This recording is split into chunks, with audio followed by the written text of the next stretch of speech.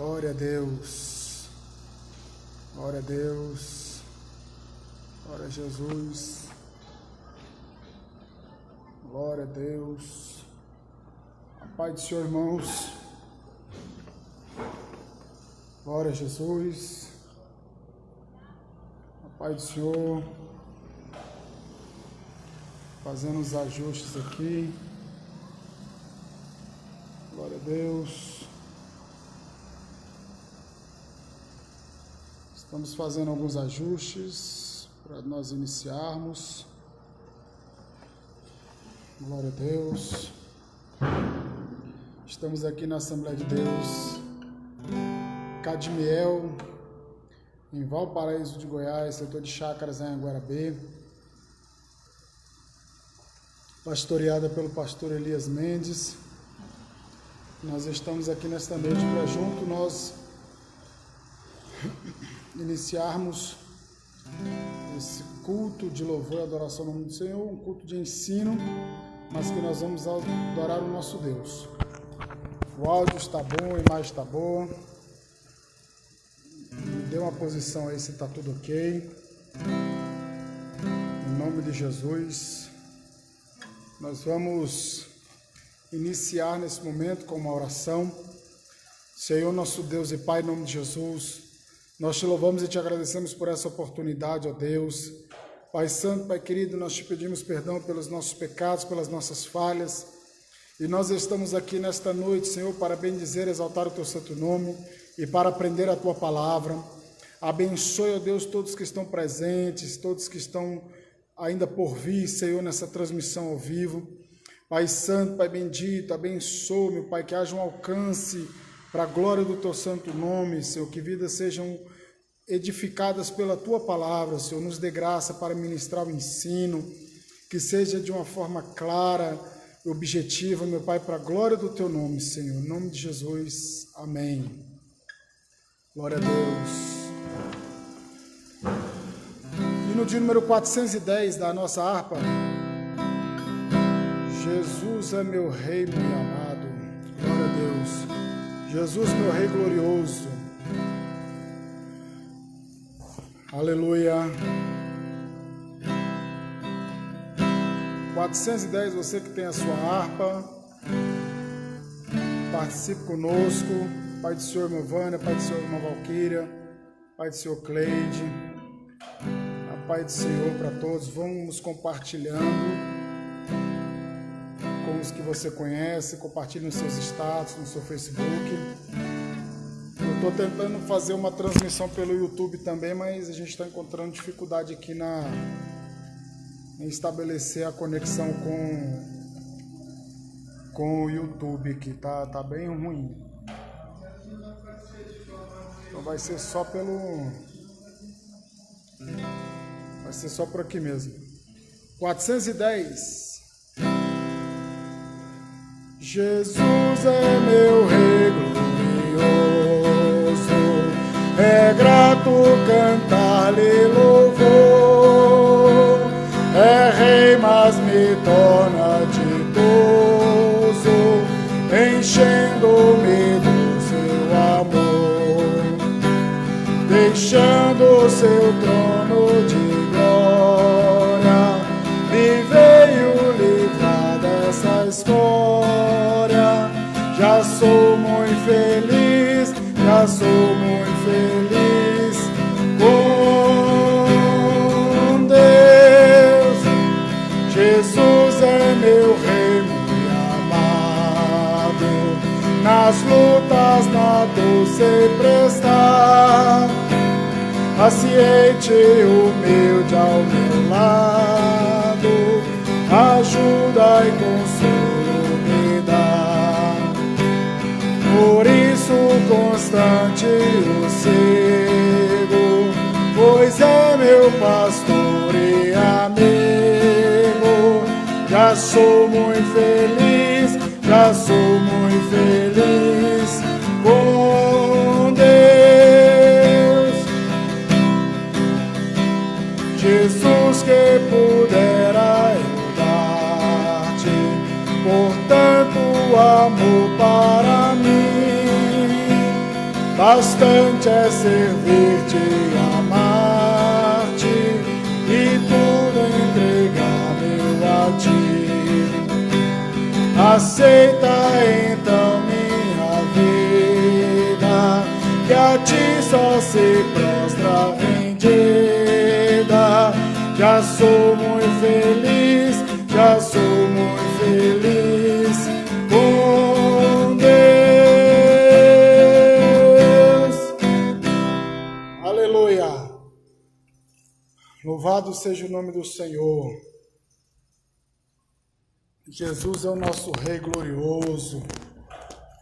É grato cantar-lhe louvor. Só Ele é digno de toda honra, de toda glória. Graças ao nosso bom Deus. Vamos continuar louvando ao nome de Jesus Cristo. Glória a Deus. Aleluia. Deus abençoe os irmãos que estão entrando, os irmãos que estão participando. Em nome de Jesus. 26. Quão glorioso é cristão é pensares, formosa Jerusalém. Quão glorioso cristão é pensares na cidade que não tem igual, onde os puros são de puro jaspe e as ruas de ouro e cristal. Pensa como será glorioso ver-se a triunfal multidão que cantando aguarda a chegada dos que vencem a tribulação. Pensa como será glorioso ver o rio da vida e luz, cuja margem juncadas e lírios são a glória de nosso Jesus. Haverá lá perpétua aurora, pois Deus mesmo alumiará, e o Cordeiro com sua esposa noite e dia resplandecerá. Pensa na celestial melodia, que a terra encherá de meu lar, e das harpas a doce harmonia, ao passar o Jordão se ouvirá. Esplendores que levem à morte, ser constante, não voltes atrás. Tua herança, tua eterna sorte, é Jesus o fiel verás. Se é glorioso pensar nas grandezas, os prazeres que acodem aqui, qual será desfrutar as riquezas que esperam os salvos ali. Os encantos do mundo não podem ofuscar essa glória da além. Não almejas viver, ó amigo, nessa formosa Jerusalém.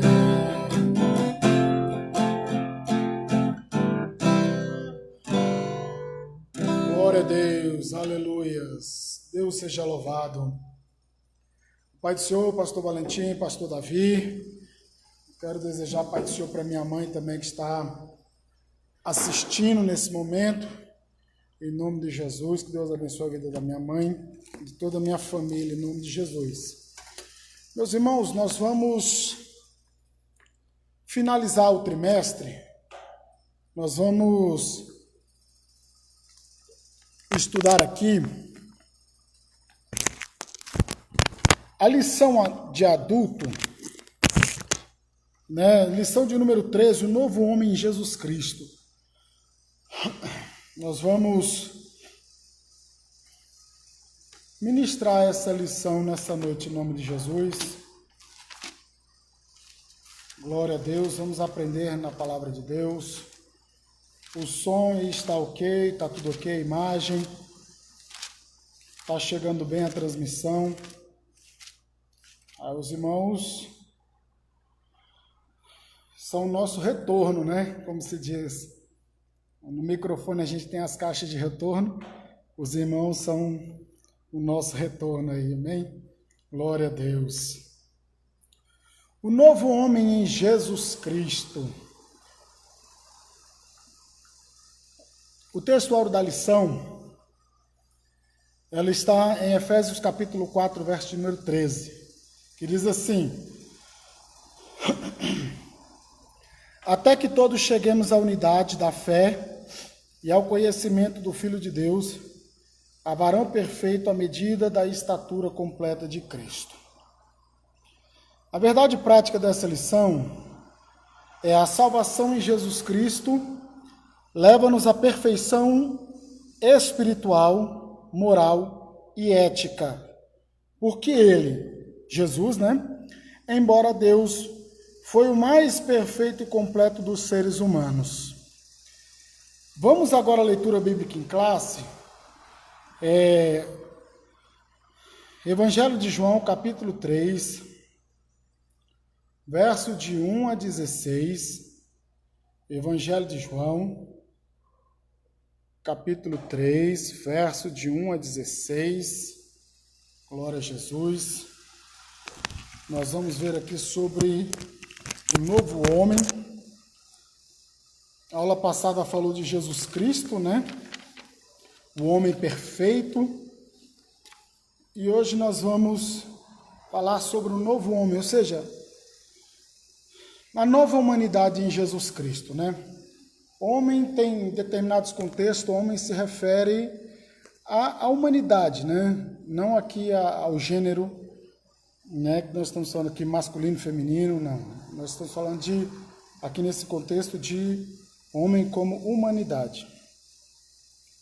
João 3:1 diz assim: e havia entre os fariseus um homem chamado Nicodemos, príncipe dos judeus. Este foi ter de noite com Jesus e disse-lhe: Rabi, bem sabemos que é mestre vindo de Deus, porque ninguém pode fazer esses sinais que tu fazes se Deus não for com ele. Jesus respondeu e disse-lhe: na verdade te digo, que aquele que não nascer de novo não pode ver o reino de Deus. Disse-lhe Nicodemos: como pode um homem nascer sendo velho? Porventura, pode tornar a entrar no ventre de sua mãe e nascer? Jesus respondeu: na verdade te digo, que aquele que não nascer da água e do Espírito não pode entrar no reino de Deus. O que é nascido da carne é carne. O que é nascido do Espírito é Espírito. 7. Não te maravilhes de ter dito, necessário vos é nascer de novo. O vento assopra onde quer e ouves sua voz, mas não sabes de onde vem, nem para onde vai. Assim é todo aquele que é nascido do Espírito.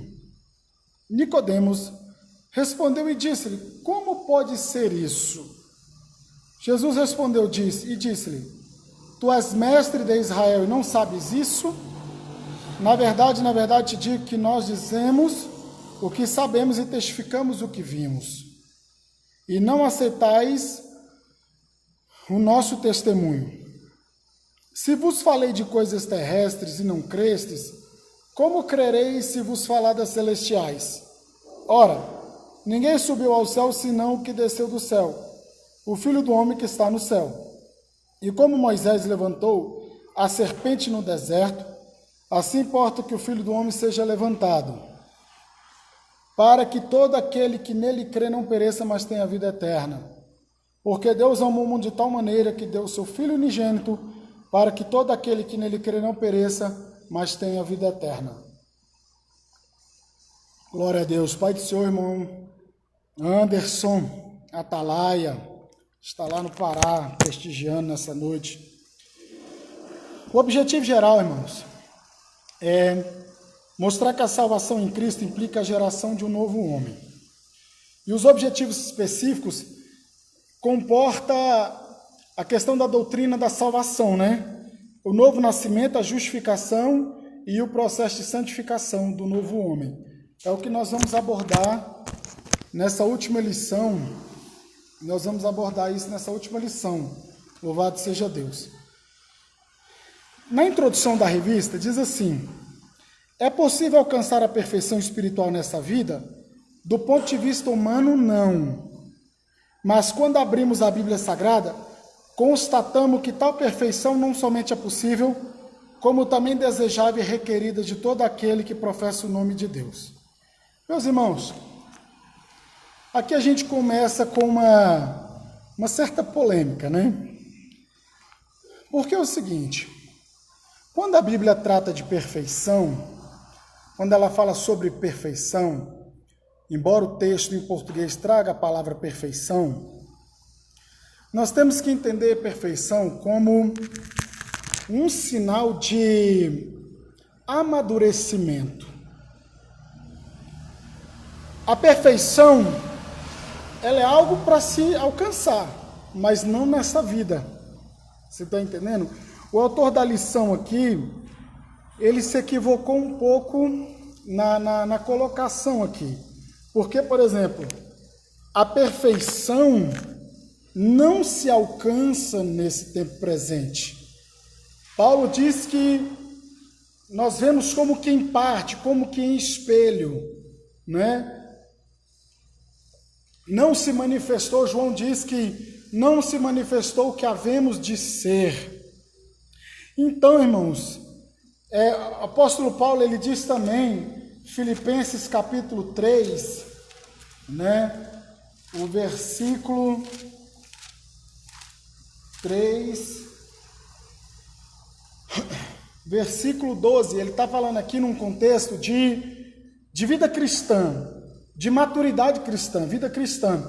E aí ele diz assim no verso 12, Filipenses 3, verso 12, não que eu tenha recebido ou já tenha obtido a perfeição, mas prossigo para conquistar aquilo que também foi conquistado por Cristo Jesus. Irmãos, quanto a mim, não julgo havê-lo alcançado, mas uma coisa faço, esquecendo-me das coisas que para trás ficam e avançando para que estão diante de mim. Então, a perfeição não se alcança aqui no tempo presente. O único perfeito, o homem perfeito, se chama Jesus Cristo de Nazaré. A raça humana, ao contrário do que diz, as escrituras mostram o contrário, que a raça humana sem Cristo, ela está caída, corrompida e ela carece da glória de Deus, ela precisa da glória de Deus. Então aqui o autor fala da lição, diz que quando abrimos a Bíblia Sagrada, constatamos que tal perfeição não somente é possível, como desejável. Então assim, desejável ela é, né? Desejável de fato ela é, mas alcançável no tempo presente não tem como. A prova disso é Hebreus capítulo 11, os heróis da fé. E Abraão, Isaac, Jacó, Davi, dentre muitos outros, alguns, próprio Pedro, que negou a Cristo, o próprio apóstolo Pedro, ele negou a Cristo. Então a gente vê a Bíblia, e essa é a beleza da palavra de Deus, que Deus mostra justamente a imperfeição do homem para manifestar a sua graça e misericórdia diante de tamanha imperfeição, para que ninguém venha chamar para si algum mérito de forma alguma. Então, irmãos, essa introdução aqui ela está um pouco equivocada. Não estou dizendo que o autor não é um homem de Deus. Cláudio de Andrade é um pastor respeitado, é um homem de Deus, é respeitado, mas quem é que não comete equívoco? Eu cometo, todo mundo comete. Então, só estou fazendo essa correção aqui. E o novo nascimento? Tópico 1. Não nascido do sangue nem da carne. Olha só. O nascimento em Cristo Jesus, algumas pessoas costumam afirmar que todos são filhos de Deus. Mas o Evangelho de João, capítulo 1, versículo 12 e 13, nos mostra totalmente o contrário. Nós não somos filhos de Deus. Nos tornamos filhos de Deus, a saber os que creem em Jesus Cristo. Quem ainda não é filho é criação, foi criado por Deus. Tem algo de Deus, o fôlego de vida foi soprado nas narinas. Só que não é filho. Olha aqui, João capítulo 1, verso 12, né? Capítulo 1, versículo 12, vamos passear na Bíblia Sagrada e vamos ver o que ela nos ensina. Diz assim: mas a todos quantos o receberam, deu-lhes o poder de serem feitos filhos de Deus, a saber, aos que creem no seu nome, os quais não nasceram do sangue, nem da vontade da carne, nem da vontade do homem, mas de Deus. Então, o que a gente observa aqui? Que se tornam filhos de Deus são aqueles que creem no nome de Jesus Cristo. São aqueles que se arrependem. São aqueles que se arrependem dos seus pecados, que reconhecem Cristo como Senhor e Salvador. São esses que se tornam filhos de Deus. Não são todos que são filhos de Deus. Se porventura alguém que nos assiste que ainda não é filho de Deus, nessa noite você pode entregar sua vida a Cristo e se tornar filho. Louvado seja o nome de Jesus Cristo. E ela não é nascida da carne, ou seja, não é algo da vontade do homem. Não é algo da vontade do ser humano. Porque o ser humano, ele só quer fazer o que é errado. O ser humano, ele só quer a natureza humana, carnal, pecaminosa, ela contraria as coisas de Deus. E Deus é tão misericordioso, gracioso, que Deus estava em Cristo Jesus reconciliando consigo a humanidade. Então, Deus quer que aqueles que creem, que se arrependam, se tornem filhos de Deus. A Bíblia Sagrada diz que Deus não quer que nenhum que se perca, mas que chegue ao pleno arrependimento, como diz o apóstolo Pedro. Então, irmãos, sobre nós, foi imputado, sobre a raça humana foi imputado o pecado, ali no Jardim do Éden. O pecado, ele assolou a humanidade. Salmo 51, o próprio salmista, ele fala sobre o pecado, que em pecado me concebeu a minha mãe. Ele está falando sobre que em nós já existe esse, vamos dizer assim, estamos no tempo de vírus, esse vírus do pecado, né? E que só Jesus Cristo tem um antídoto certo, que é o sangue dele que perdoa pecado. Então, Jesus, ele é o primeiro Adão. Perdão.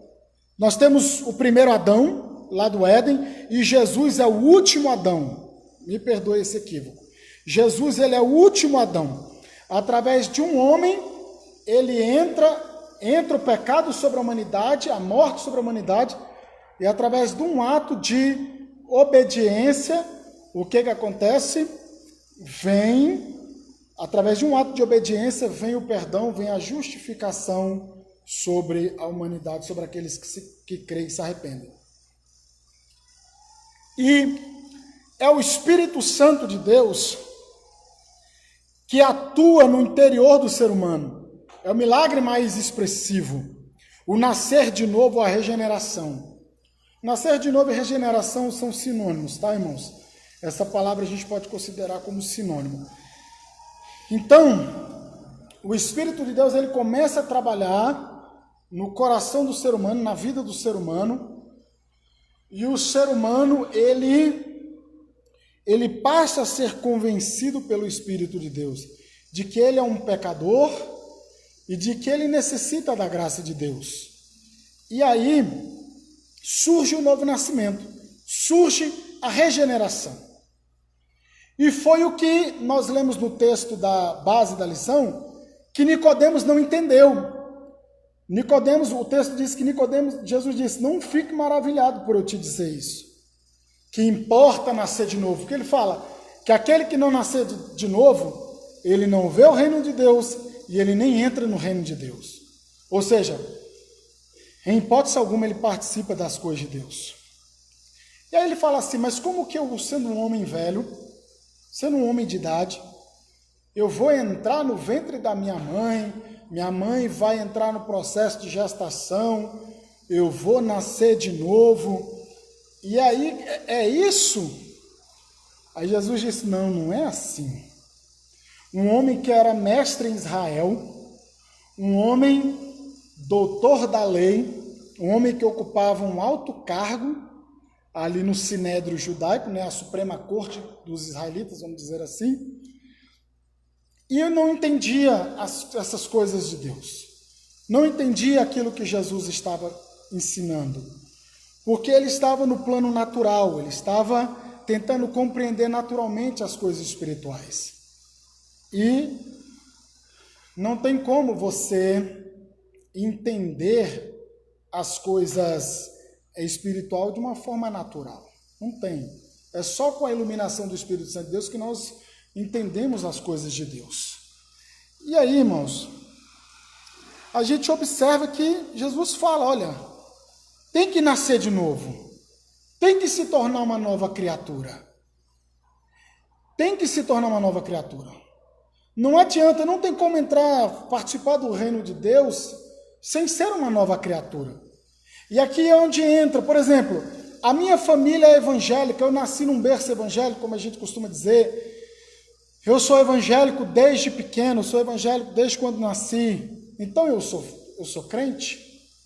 Eu já sou crente, meu filho é crente, já sou crente? Não é crente. Não é crente. Nós temos que fazer com que os nossos filhos estejam debaixo da bênção, eles estão abençoados porque eles estão, recebendo os ensinamentos cristãos, mas nós temos que conduzi-lo ao Calvário.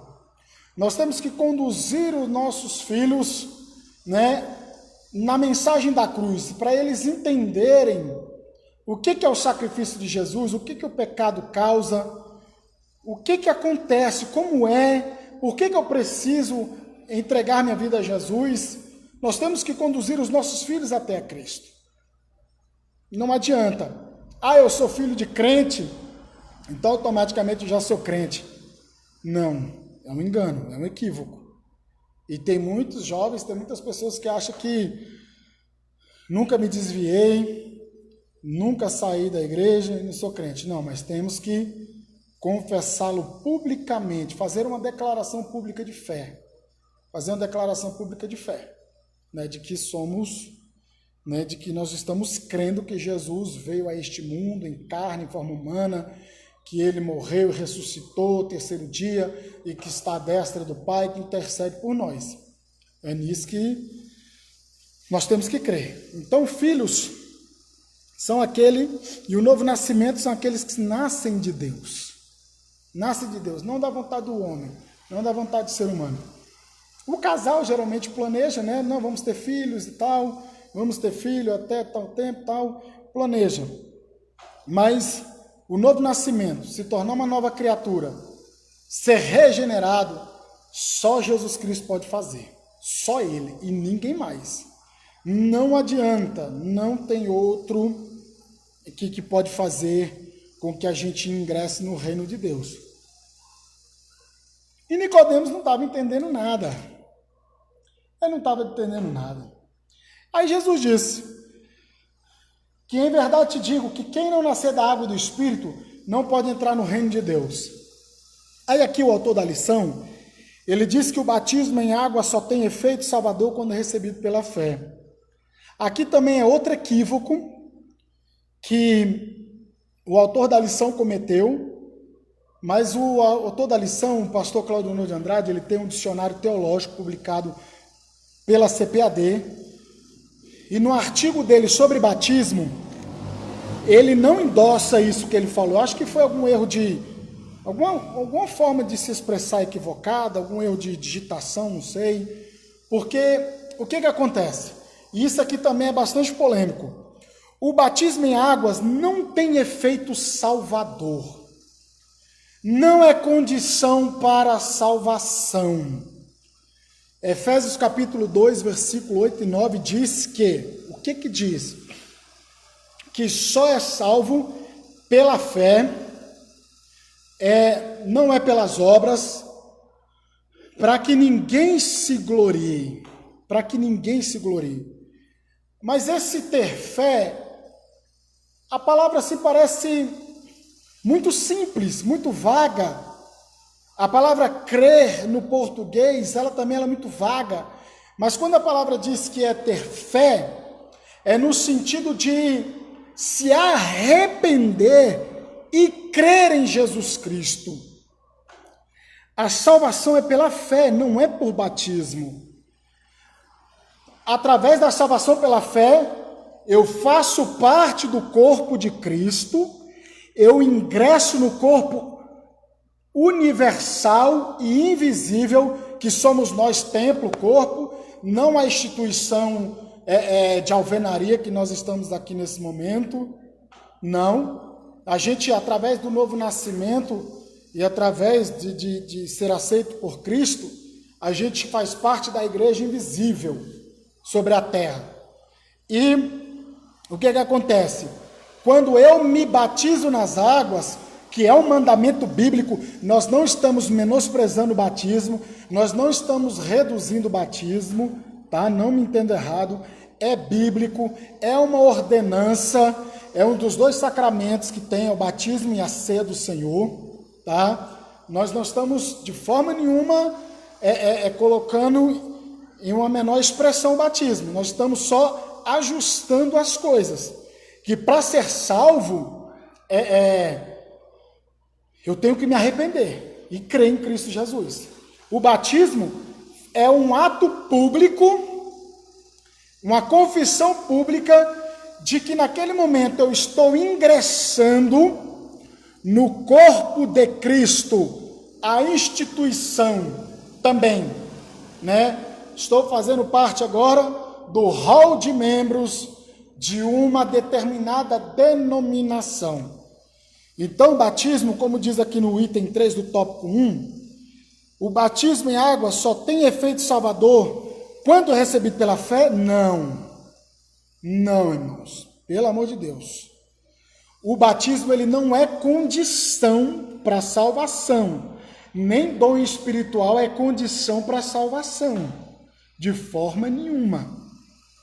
E o batismo nas águas, ele é importante, ele é necessário, ele é uma ordenança bíblica, ele é algo lindo e maravilhoso, porque no batismo nas águas, as pessoas ainda acabam sendo até batizadas no Espírito Santo. Olha que coisa, quando sai das águas, já sai sendo batizado, ainda pode acontecer 2 batismos num dia só, num evento só. Então ele é algo maravilhoso. Então, várias linhas defendem que essa água seria o líquido amniótico que envolve o feto, o bebê dentro da barriga, e aí quando a mãe, ela entra no processo de parto e nasce, aí espelha aquele líquido amniótico. Tem alguns que defendem que essa água seria isso, mas no termo grego, disse assim, que quem não nascer da água, isto é, do Espírito, o grego aqui é uma palavra chamada kai, ele pode ser a conjunção aditiva que a gente usa no português para adicionar, né? Para adicionar, ou no grego, o kai, ele pode ser uma partícula de explicação. Ele dá esse sentido. E o próprio autor aqui, ele fala sobre o lavar regenerador da palavra, regenerador do Espírito Santo. Então aqui é um nascimento de Deus, é algo espiritual. É algo espiritual. Porque aqui não tinha o batismo cristão. Aqui tinha o batismo de arrependimento, batismo de João. E que posteriormente Jesus ele passa por esse batismo. Mas então aqui é um processo de regeneração, é um processo de transformação, é uma coisa que acontece de uma vez, uma única vez. O processo de regeneração, o processo de novo nascimento. Ele é algo que o Espírito que faz, é a palavra de Deus que faz na vida da pessoa. Jesus disse: vós estáis limpos pela palavra que vos tenho falado. Então a palavra ela lava, a palavra ela limpa. Então aqui Jesus está falando para Nicodemos: Nicodemos, não é nascer da forma que você está achando que tem que nascer. É nascer de Deus. É não da vontade do homem, como nós lemos no Evangelho de João, capítulo 1, versículo 12 e 13. Mas Deus é quem faz esse processo. Né? É Ele que transforma a vida da pessoa, Ele que transforma a pessoa em uma nova criatura. Amém? Louvado seja Deus.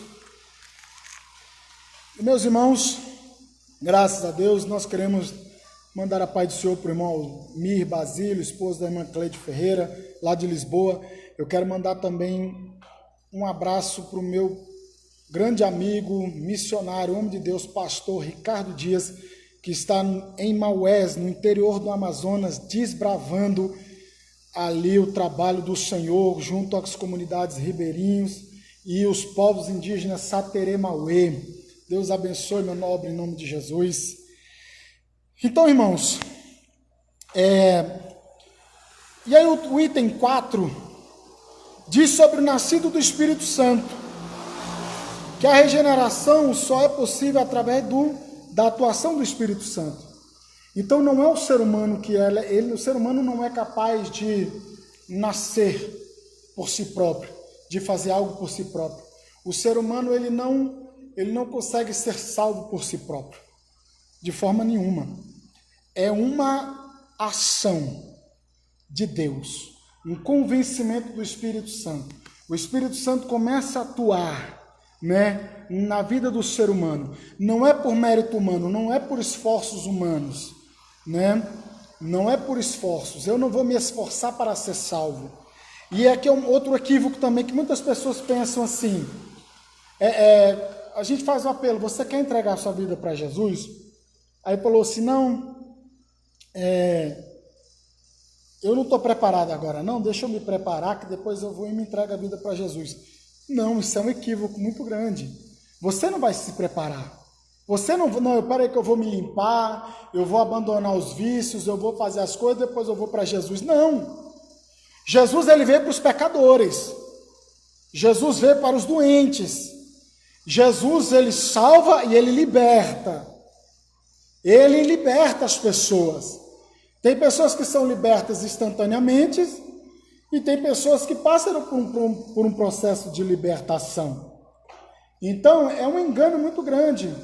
Não, eu vou fazer uma preparação e aí depois eu vou fazer uma preparação, depois eu vou entregar minha vida para Jesus. Não, é para vir debaixo do pecado. Não pode permanecer, né? Porque se permanecer na prática do pecado, na prática contínua do pecado, aquele pecado deliberado, né? Aí não houve uma regeneração, não houve um novo nascimento, não houve uma nova transformação, não se tornou uma nova criatura ainda não, né? Pode estar fazendo parte de um hall de membros, de um grupo, né, de uma comunidade, mas nascer de novo ainda não. Então, Jesus diz para Nicodemos tem que nascer de novo, porque se não nascer de novo, não entra e nem vê o reino de Deus. Olha só. Por que não vê o reino de Deus? Porque não entende, não compreende, não vê a atuação de Deus, né? Na atuação de Deus sobre a humanidade, sobre os eventos, sobre as coisas, não contempla o governo soberano de Deus. E não entra porque não faz parte, né? Não participa das bênçãos espirituais, das bênçãos da parte de Deus. Fica à parte. Então, irmãos, esse nascimento da água aqui, a gente crê que é um nascimento, é o poder regenerador, é a palavra que lava, a palavra que limpa, é o Espírito Santo que transforma. Não é, como diz aqui na lição, que o batismo só tem efeito salvador. Batismo não tem efeito salvador. Batismo não é condição para salvação, tá? E outra coisa, surgem muitas perguntas. Eu posso ser um crente e estar na igreja e se eu não quiser me batizar? Se você não quiser se batizar, eu posso afirmar com todas as letras. Podem muitos não concordar, mas você não é nova criatura. Você não nasceu de novo. Tem aquelas pessoas que têm uma condição, né? Uma condição, tem uns casos que tem algumas condições, mas, por exemplo, a pessoa que é crente, que ela verdadeiramente aceitou a Cristo, que Deus mudou a vida dela, a primeira coisa que ela quer, quando é que é o batismo? Cadê o discipulado? Quando é o discipulado? Eu quero participar do discipulado, eu quero descer nas águas. Eu quero descer nas águas. Comigo foi diferente, eu fui batizado com o Espírito Santo antes de me batizar nas águas, eu fazia a obra de Deus antes de me batizar nas águas, porque eu estava numa condição que não me permitia descer as águas. Mas quando eu tive a oportunidade de descer as águas, eu desci na hora. Então, o salvo, o crente em Jesus, o salvo em Cristo, ele tem o maior desejo dele é batizar nas águas, é já ingressar no corpo, né, no corpo visível de Cristo, fazer parte do hall de membros, Então, o que acontece? Ele quer participar da ceia, né? Irmã Vânia, o batismo ele não é condição para a salvação, tá? Como não é uma condição para a salvação, é como eu disse, a salvação é pela fé. Efésios 2, 8 e 9. Efésios 2, 8 e 9. Tem que se arrepender e crer. A pessoa foi salva. A pessoa é salva. Aí ela passa a fazer parte do discipulado, passa a fazer parte da caminhada cristã, para poder descer as águas batismais. Mas é porque o autor da lição, ele disse que o batismo em água só tem efeito salvador quando recebido pela fé. Então o batismo ele não tem efeito salvador. Embora é um mandamento bíblico, é algo que a gente tem que fazer, é uma ordem bíblica, tá? Mas ele não é quesito de salvação. Porque, por exemplo, se o batismo nas águas fosse uma condição de salvação, e o povo do Antigo Testamento que não batizou nas águas? Entende? Sabe? A gente não está desvalorizando a importância do batismo nas águas, de forma nenhuma. Eu fui batizado em nome do Pai, do Filho e do Espírito Santo. A gente batiza 2 vezes por ano, né, nas reuniões oficiais do ministério. Então a gente batiza. Então a gente vê os heróis da fé. Você vê aquelas pessoas que foram salvas no Antigo Testamento, né, que são homens de Deus, servos de Deus, e que não desceram as águas. Entende? Então a gente está querendo só colocar o pingo nos is para não criar confusão aqui, igual o autor ele se expressou equivocadamente. Efésios 2:8 diz assim, ó: porque pela graça sois salvos, mediante a fé. Isso não vem de vós, é dom de Deus, não de obra para que ninguém se glorie. Então a graça é pela fé, mediante a fé, é dom de Deus. Então não é batismo que salva a pessoa. Porque se aí a gente começa a dizer aí a gente pode dizer que as obras começam a salvar os outros. E as obras não salvam. A gente é salvo pela fé e mediante as obras a gente evidencia essa salvação, a gente evidencia essa nova natureza humana, essa nova criação, né? Nós nos tornamos filhos de Deus, nos tornamos nova criatura. Então as obras, a gente começa a evidenciar aquilo que a gente professa, aquilo que a gente acredita, tá? Então o que é que acontece?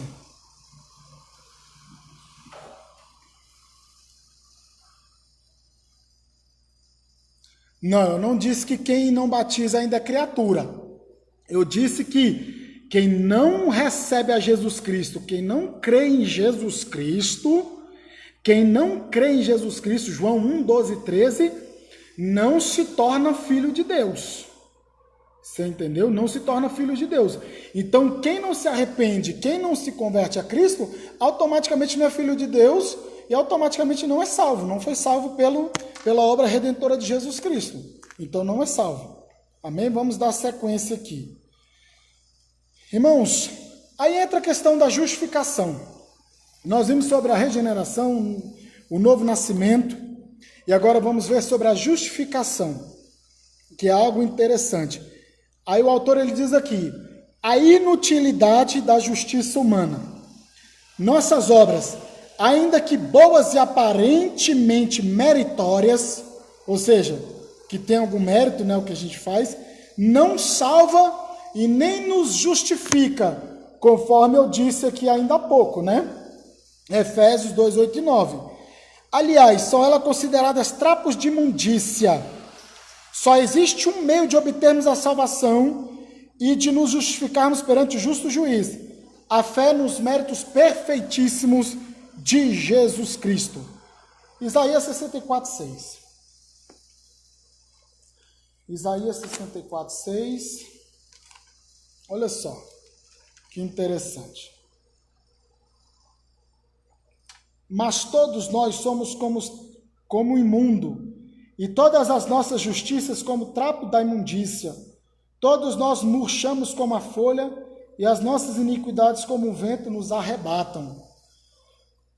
As nossas justiças, os nossos atos de justiça são como trapo de imundícia diante de Deus. Ninguém consegue por si próprio se justificar diante de Deus. Sabe,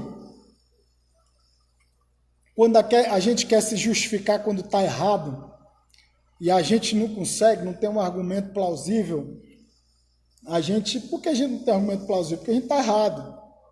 E o ser humano, Romanos 3, 23, porque todos pecaram e destituídos estão da glória de Deus, carecem da glória de Deus. Então o que acontece? Não tem como a gente se justificar diante de Deus e se declarar justo diante de Deus, de forma alguma.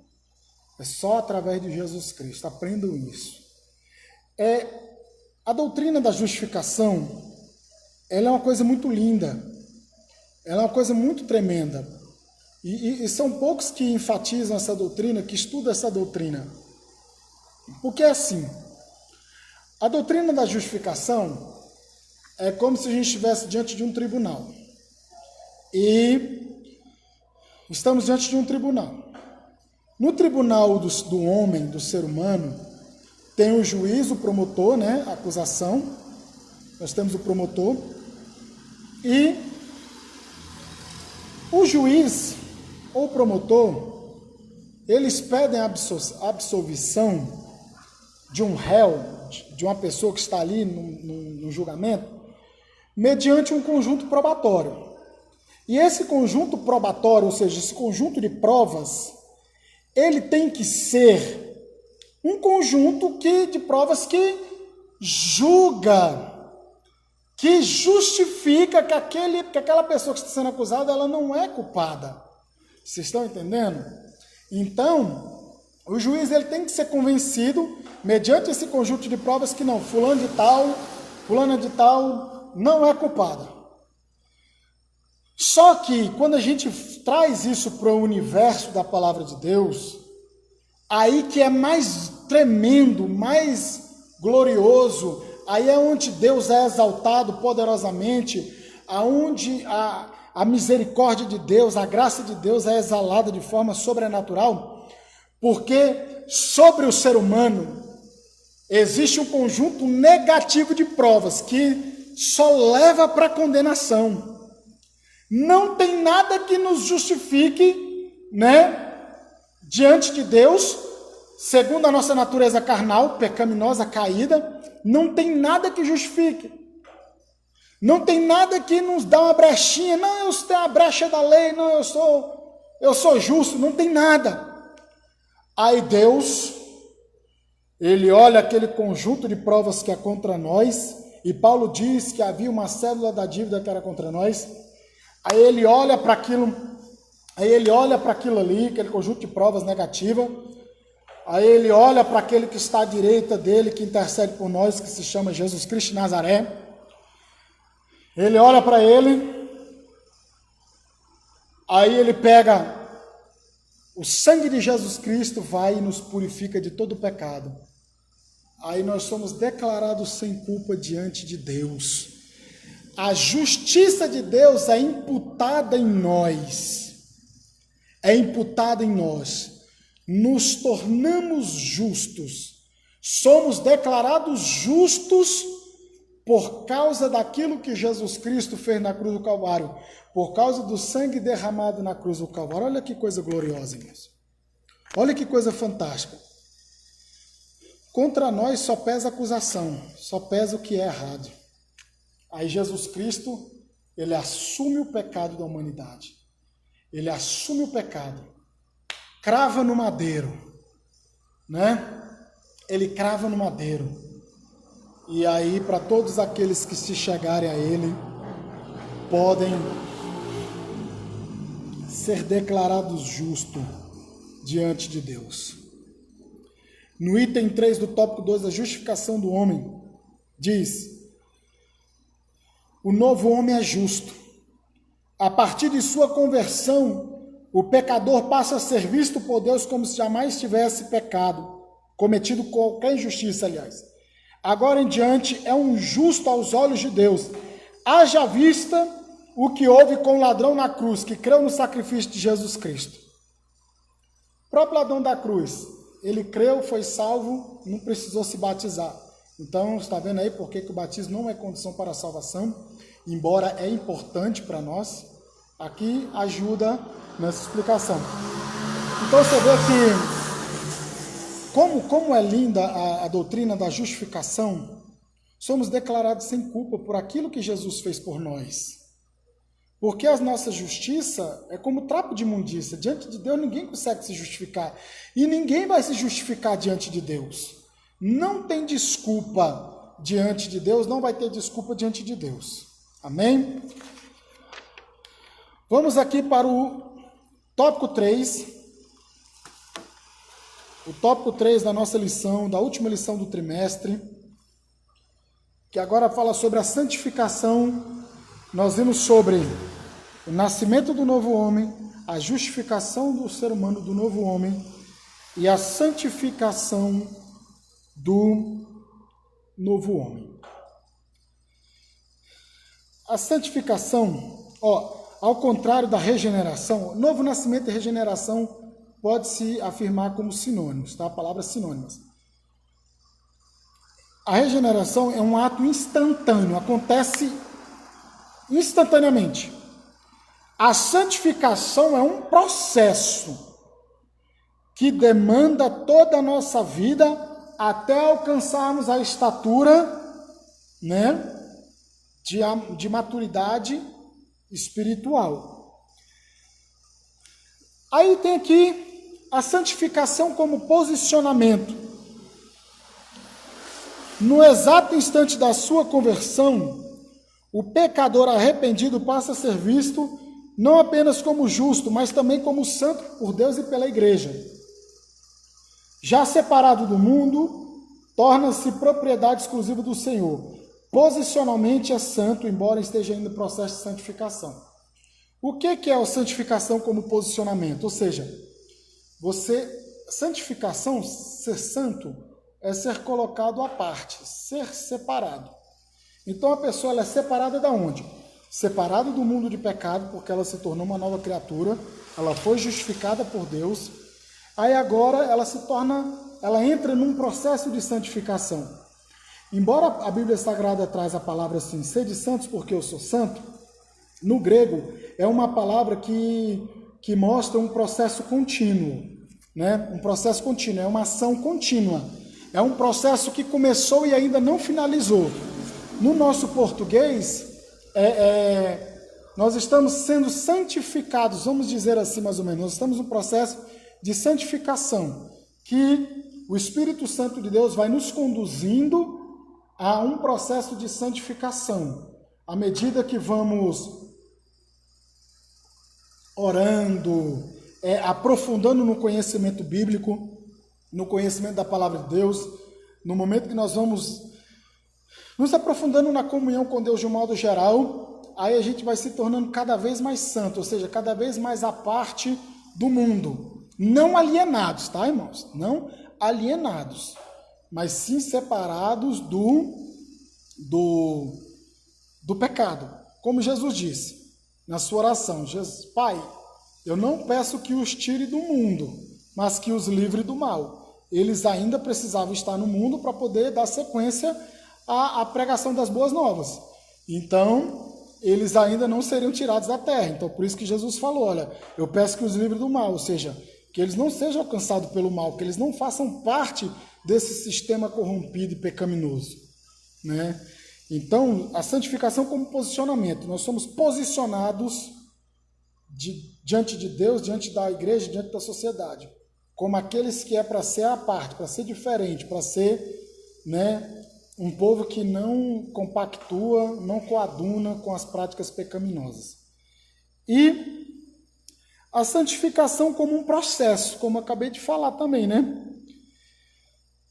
Que nós cristãos, aí entra a questão da vida cristã. Nós somos submetidos ao longo e disciplinado processo de santificação. Nós temos que entrar num aprofundamento das coisas de Deus. Nós temos que nos aprofundar nas coisas de Deus. Então, e a santificação, ela é vontade de Deus para o ser humano.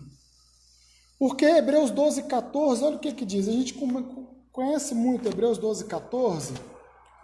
Olha o que diz aqui. Hebreus 12, 14. Segui a paz com todos e a santificação, sem a qual ninguém verá o Senhor. Então é necessário seguir a paz com Deus, com todos, né? E a santificação, seguir, perseguir, né? Prosseguir nesse processo, né? Ter desejo de estar mais próximo de Deus, ter desejo de estar mais próximo das coisas de Deus. E isso é da vontade de Deus. Como o apóstolo Paulo disse, sede meus imitadores como eu sou de Cristo. Então nós temos que ser imitadores de Cristo, imitar a Cristo. Não alcançaremos a perfeição, como eu disse no começo, não cumpriremos a risca 100%, de forma alguma, mas a gente pode, através do Espírito de Deus em nós, estar mais próximo possível do ideal, né? Estar mais próximo possível do ideal. A gente não pode alegar assim, porque eu não sou perfeito, então minha vida não vai ser melhor do que isso que eu estou vivendo hoje. Não. Nós podemos e devemos pedir ao Espírito Santo de Deus que haja em nós para que possamos ser melhores crentes, melhores cidadãos, melhores pais de família e ser melhor diante de Deus e diante dos homens, né? E olha só, a santificação é algo da vontade de Deus. Vocês querem ver? 1 Tessalonicenses capítulo 4, versículo 3. Pois esta é a vontade de Deus, 2 pontos, aí vem a explicação. A vossa santificação, que vos abstenhais da prostituição ou da imoralidade sexual, né? Então, é a vontade de Deus a santificação.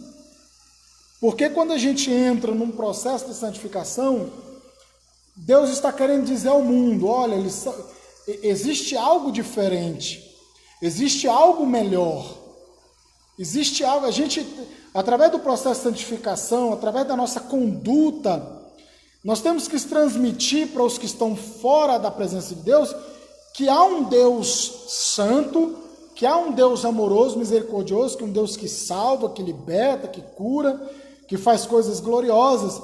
Então, esse processo de santificação faz com que a gente vai se tornando mais parecido com Jesus Cristo.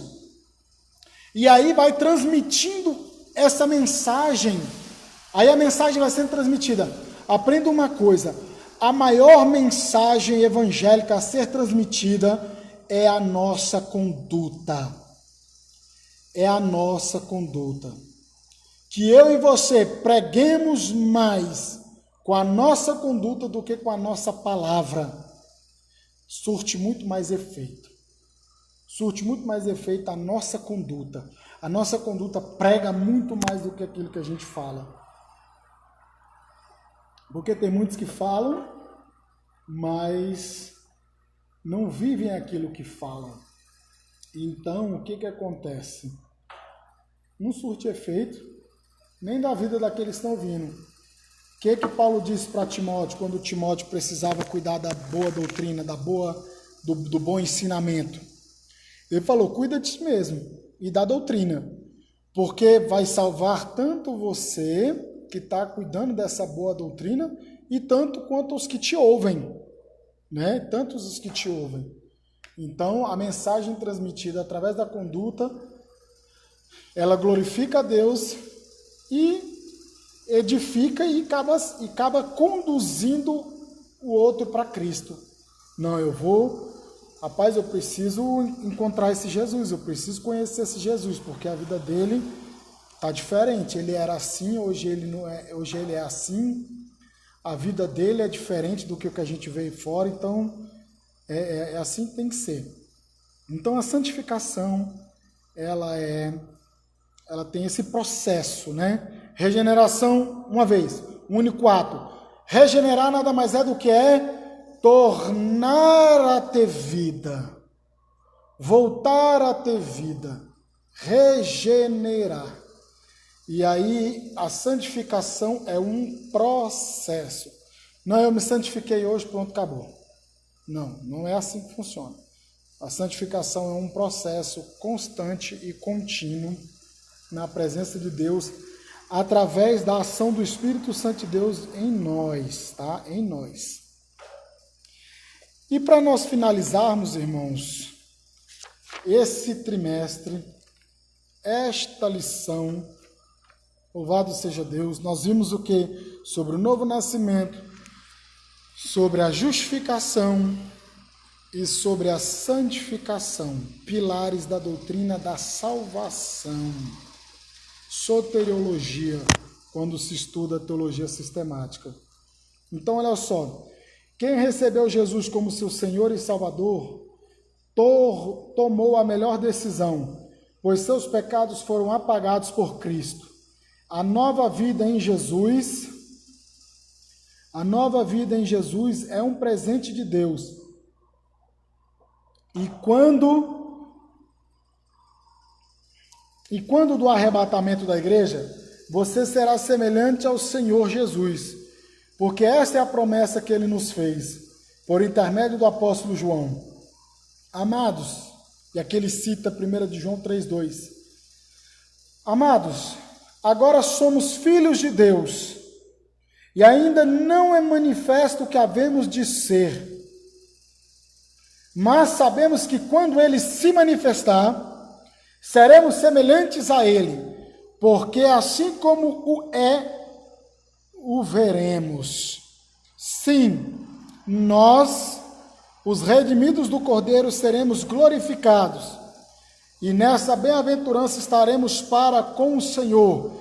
Que o Cordeiro de Deus seja eternamente louvado. Amém?